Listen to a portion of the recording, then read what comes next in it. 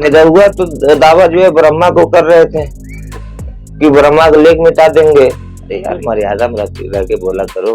भगवान राम तुमको मर्यादा पुरुषोत्तम भगवान राम तुमको मर्यादा सिखाए। मुसलमान भाई एक भी भाजपा में नहीं जाएगा, एक तरफा साइकिल जाएगी। अच्छा अभी आप निरहुआ जी से आप जाके एक बार पूछ लीजिएगा। हम हमारा देखा के भाई कि एक सपा कार्यकर्ता ने आपसे सवाल किया है कि आपने अखिलेश यादव को चैलेंज किया था कि जहां से लड़ेंगे वहां से लड़ूंगा। क्यों उस चैलेंजवा को आप स्वीकार नहीं कर रहे? उस चैलेंजवा स्वीकार करके आप जाइए, यहाँ से लड़ रहे हैं वहां से लड़ के दिखाइए। निरहुआ 1.5 साल में 50 साल के बराबर। तो मजाक, तो गणित में भी ऐसी किसी तरह का फार्मूला ऐसा नहीं आता है कि 1.5 साल में 50 साल, ये क्या बात है। हम आजमगढ़ लोकसभा सदर में मौजूद है, हमारे साथ यहाँ के मुस्लिम मतदाता। आइए हम उनसे बात करते हैं किस तरफ उनका वोट जाएगा, सपा से धर्मेंद्र यादव या भाजपा से दिनेश लाल यादव निरहुआ। क्या नाम है आपका? मेरा नाम है। आपकी वोट किधर जाएगा? अरे वोट किधर जाता है, हमेशा तो सपा को जाता है। और रही बात दिनेश लाल का, दिनेश लाल पिछली बार आए थे, वो कहें कि जो है ये कोई देश का चुनाव नहीं है, यहाँ का चुनाव है, मुझको एक बार मौका दे दीजिए। यहाँ के कुछ लोगों ने भरोसा करके मौका दे भी दिया था, लेकिन 1.5 सालों में इन्होंने बड़े बड़े वादे किए, लेकिन जमीन पे कुछ नहीं किया, सब विज्ञापन पे। लेकिन एयरपोर्ट तो चालू हो गया। एयरपोर्ट किसका बना है? मुलायम सिंह यादव की सरकार में बना हुआ है। अब एयरपोर्ट को चालू करा के जो है ये क्या दिखाना चाहते हैं कि यार कम तो कुछ तो गैरतमंद होनी चाहिए इंसान के अंदर, की जो है गैरत होनी चाहिए कि एयरपोर्ट बना है मुलायम सिंह यादव के जमाने में, और फीता लगा के अपना विश्वविद्यालय तो भी बना दिए। विश्वविद्यालय कंप्लीट कहाँ है? विश्वविद्यालय कंप्लीट है? दीवार उठा देने से विश्वविद्यालय हो जाएगा? मान लीजिए वो काम दिए हैं, लेकिन उसके अलावा और क्या किया? आजमगढ़ में है जो पत्थर में खड़ी है पीछे पूरा कलेक्टेड जो है मुलायम सिंह यादव सरकार में बनी है। सटियाम चीनी मिल से उठा के देख लीजिए, आजमगढ़ में कोई ऐसा काम हो? एक समाजवादी सरकार में ही आजमगढ़ का पीजीआई जो है, अमर सिंह जब थे उस समय जो है पीजीआई आई थी। तो आजमगढ़ को किस लेवल पे आजमगढ़ को विकास राम नरेश यादव ने किया, वो हिस्सेदारी पुल का आप उठा के देख लीजिए। लेकिन दिनेश लाल यादव निरहुआ जो सांसद है इस समय, वो तो कह रहे हैं हम लोग 1.5 साल में जितना काम किया वो 50 साल के बराबर है। ऐसा है कि 1.5 साल में कुछ नहीं किए वो। रही बात सड़कें की, यहाँ की सड़कें जो भी बनी है, आप भी चैनल चला रहे हैं, आप यूट्यूब पे सर्च कर लीजिएगा। विधानसभा 2022 के ये जो सत्र, पिछला सत्र था इसके बाद वाला, उसमें माने हमारे सदर विधायक दुर्गा प्रसाद यादव ने ये सवाल उठाया था कि हमारे यहाँ की विधानसभा की सड़कें जो है खराब है सारी।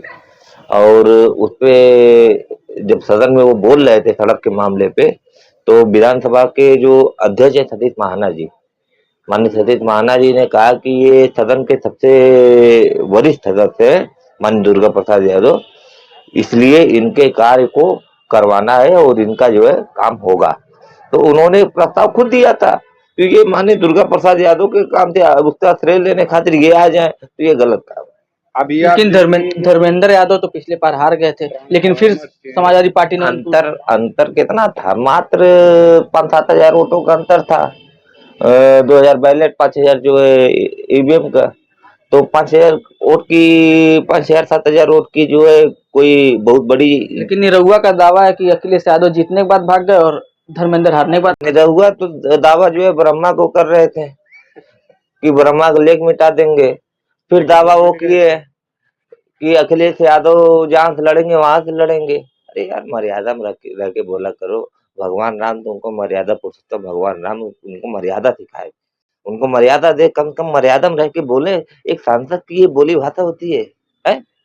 इस तरीके से सांसद बोलता है?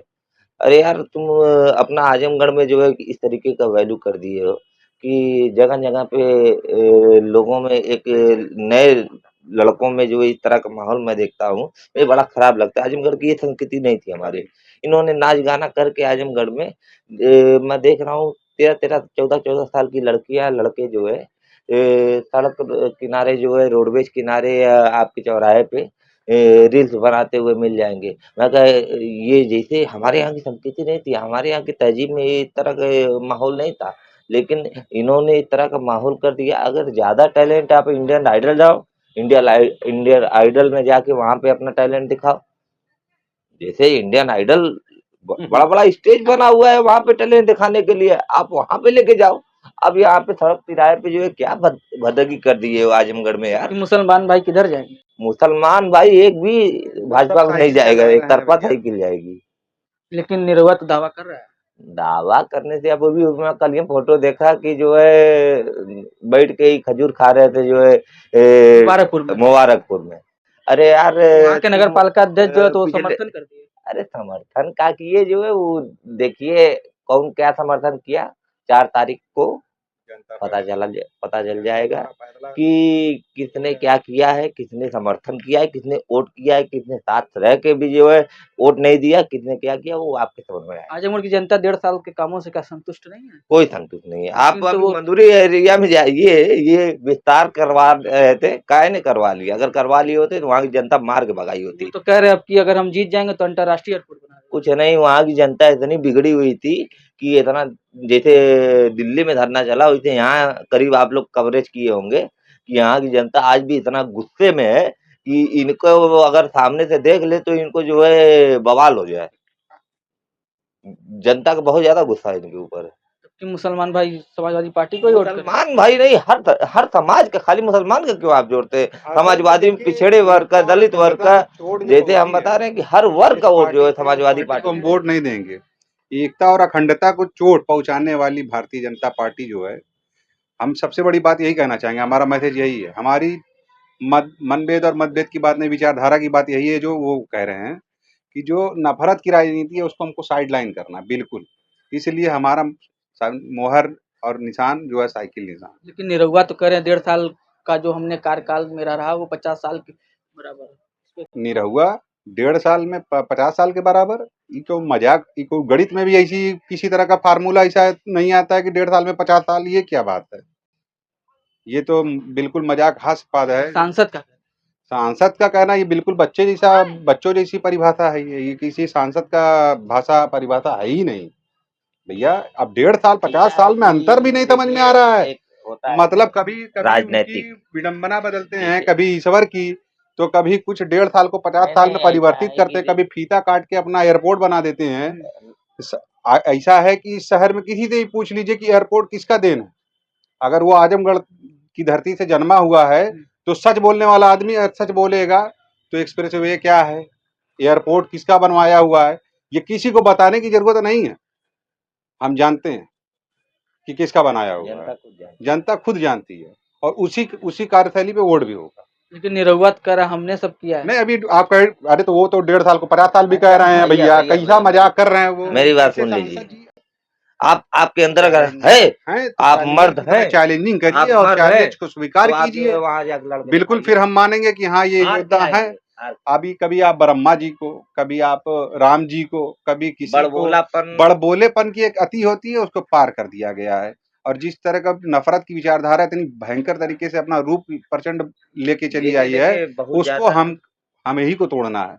हमारे ही जैसे लोग इस चीज को मोहब्बत में बदल देंगे, और ये होना है, ये तय है, और ये शुरुआत भी इसी जमीन से होगी। क्या लगता है आपकी निरहुआ हार रहे हैं? बिल्कुल लगता है कि हार रहे हैं, क्योंकि हम तो समाजवादी को वोट दे रहे हैं। क्या पूरा मुसलमान भाई समाजवादी को? बिल्कुल, और देना चाहिए हर लेकिन मुसलमान। मुबारकपुर के जो चेयरमैन है वो तो सब मुबारकपुर चेयरमैन क्या बोले उनको साइड रखिए, मैं क्या बोल रहा हूँ, मैं अपनी विचारधारा अपनी बता रहा हूँ। मैं आपके चैनल के माध्यम से सारे मुसलमान भाइयों को कहना चाहूंगा कि सारा वोट जो है समाजवादी को ही दें, क्योंकि ये मोहब्बत की राजनीति करती है। ये नहीं कि जात पात धर्म ये वो तरह तरह का जो है माहौल जो है क्रिएट करते हैं, और तरह तरह के इससे बहुत अब जनता उग चुकी है। अब जो है ये हो गया, अब तो भैया मंदिर भी बन गई है, और मुबारक हो इस चीज के लिए आपको। बिल्कुल भाई हम लोगों लेकिन का तो कोई आपत्ति हम नहीं, हमारी कोई आपत्ति, हमने कहा था सुप्रीम कोर्ट की बात हम मानेंगे, और हम मान रहे हैं, और बिल्कुल मानेंगे, और हम उनकी इज्जत भी करते हैं। पुरुषोत्तम राम, पुरुषों में सबसे उत्तम उनकी मर्यादा में क्या मर्यादा ये छोड़ते लेकिन हैं। ये लोग भगवान कुछ उनकी मर्यादा का एक भी हिस्सा रखते हैं, ना बात में, ना डिबेट में, ना किसी में। यहाँ तक कि किसी भी धर्म के गुरु को अपमानित भी कर देते हैं हम, लेकिन कभी नहीं करेंगे, कभी नहीं करेंगे। अब हमारे गर्दन पे जो है चाकू तलवार भी रख दिया, भाजपा धर्म की राजनीति करती है। बिल्कुल धर्म की राजनीति करती है भाजपा, और हम सिर्फ इसी चीज के लिए उसके खिलाफ हैं। हमारे साथ कुछ और मुस्लिम मतदाता है, आइए हम उनसे बात करते हैं। क्या नाम है? नूरुल हुदा। अब की वोट किसको जाएगा, भाजपा को या सपा को? देखिए, सपा और भाजपा दोनों एक ही सिक्के के दो पहलू हैं। तो इस बार सपा साफ, और इलेक्टोरल बॉन्ड को लेकर के भाजपा का भी चेहरा उजागर हो गया है देश के सामने। आज माननीय सुप्रीम कोर्ट जवाब मांग रही है और ये भाग रहे हैं। मन की बात करने वाले आज जनता तो छोड़ दीजिए, आज माननीय सर्वोच्च न्यायालय ये मांग कर रही है कि भाई इस पे आप अपना स्पष्टीकरण दीजिए।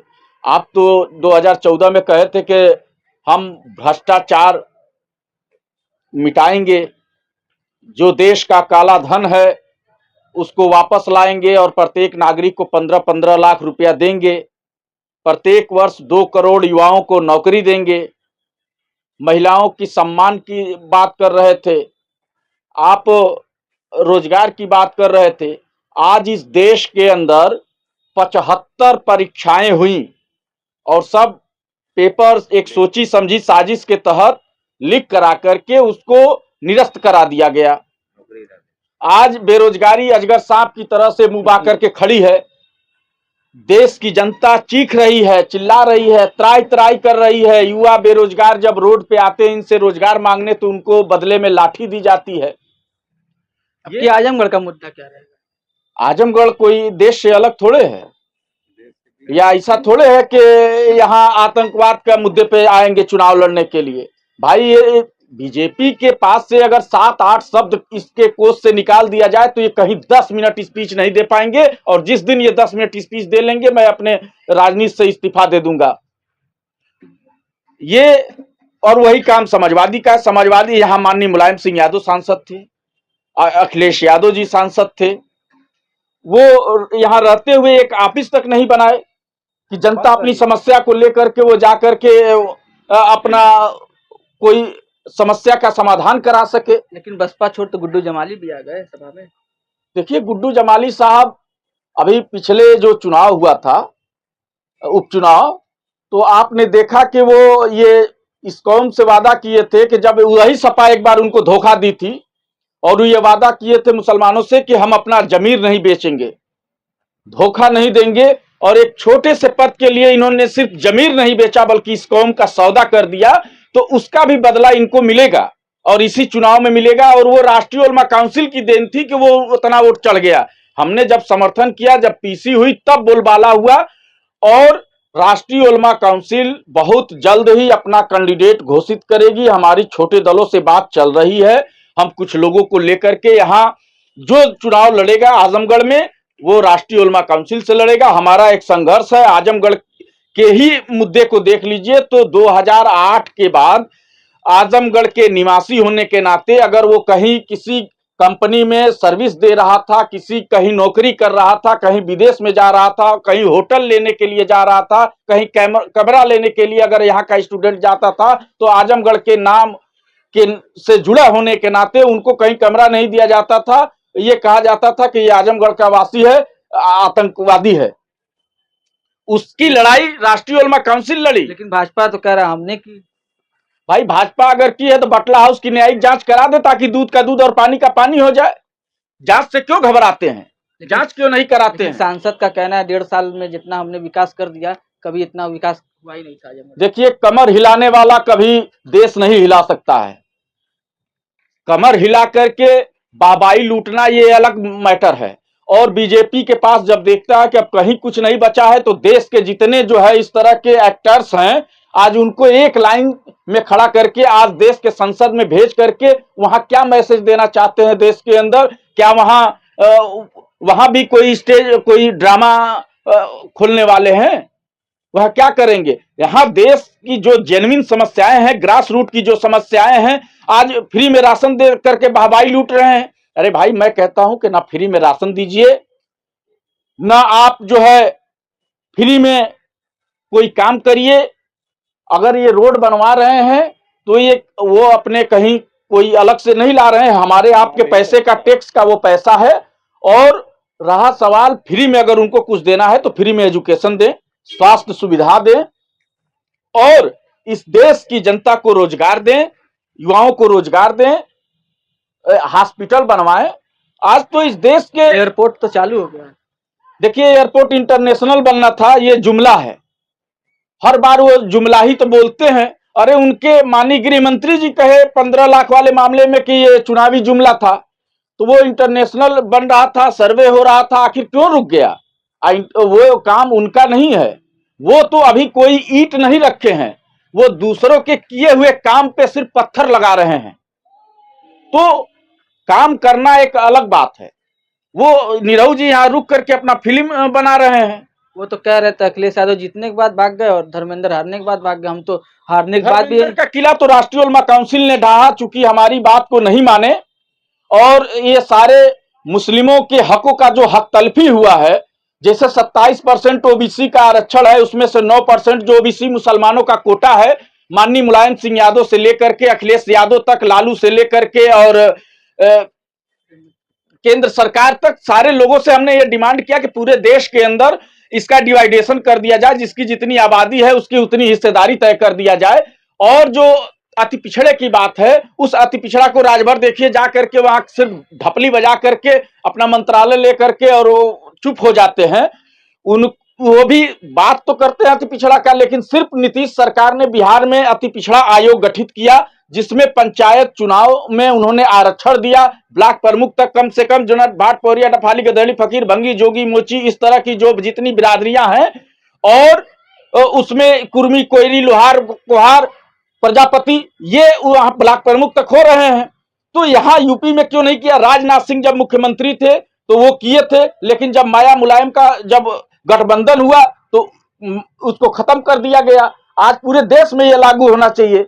दूसरी चीज ये है कि उसके बाद एक आर्टिकल 341 है, आज पूरे देश के अंदर 80 सीट लोकसभा की सुरक्षित सीट है। उस पे 10 अगस्त 1950 को पंडित जवाहरलाल नेहरू ने एक प्रेसिडेंशियल ऑर्डर ला करके उसको रोकने का काम किया। 1956 में सिख दलित को अमेंडमेंट करके दिया, 90 में बौद्धिस्ट को दिया, और ईसाई दलित मुस्लिम दलित आज कि आजमगढ़ का मुसलमान किसको वोट करेगा? ये आजमगढ़ का मुसलमान राष्ट्रीय उलमा काउंसिल के कैंडिडेट को वोट करेगा, और भारी मतों से इस बार जो है हम फिर इनको निरहू को इस बार हम बॉम्बे भेजेंगे शूटिंग करने के लिए, और धर्मेंद्र यादव को पलिहर का बैनर बना करके इनको फिर से हम इटावा भेजेंगे।